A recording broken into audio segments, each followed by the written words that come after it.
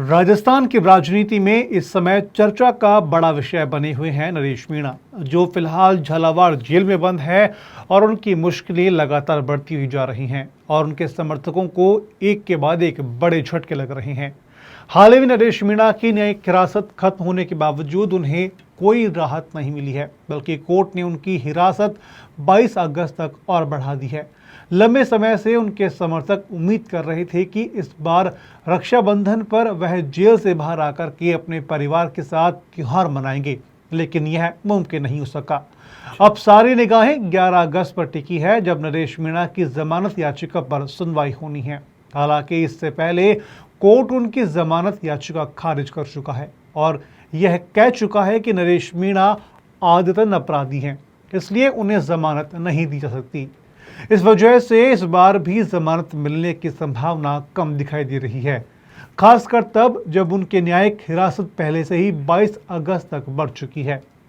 इस बीच यह सवाल भी उठने लगा है कि क्या नरेश मीणा 15 अगस्त और जन्माष्टमी भी अपने घर में मनाएंगे या फिर वो जेल में मनाएंगे, क्योंकि रक्षाबंधन तो वह पहले से ही जेल में मना रहे हैं। वहीं उनके समर्थक लगातार सड़कों पर उतर रहे हैं और झालावाड़ से लेकर टोंक और बूंदी तक आंदोलन और विरोध कर रहे हैं।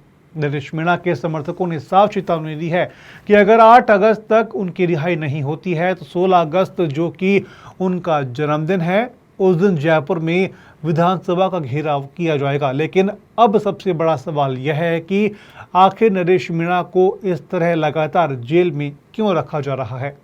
उनके खिलाफ आरोप है कि झालावाड़ में हुए एक हादसे के बाद उन्होंने अस्पताल में धरना दिया और उनकी वजह से इमरजेंसी सेवाएं बाधित हुई।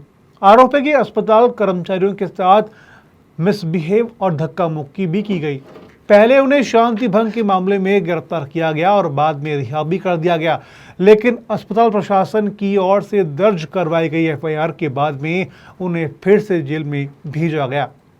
अब यह मामला सिर्फ कानूनी प्रक्रिया है या फिर इसके पीछे कोई बड़ी राजनीतिक साजिश, यह आने वाले समय में पता लगेगा। हालांकि 11 अगस्त की सुनवाई इस समय पूरे घटनाक्रम में अहम मोड़ साबित हो सकती है। देखना होगा कि इस बार नरेश मीणा को जमानत मिलती है या उनके समर्थकों को एक और बड़ा झटका लगता है।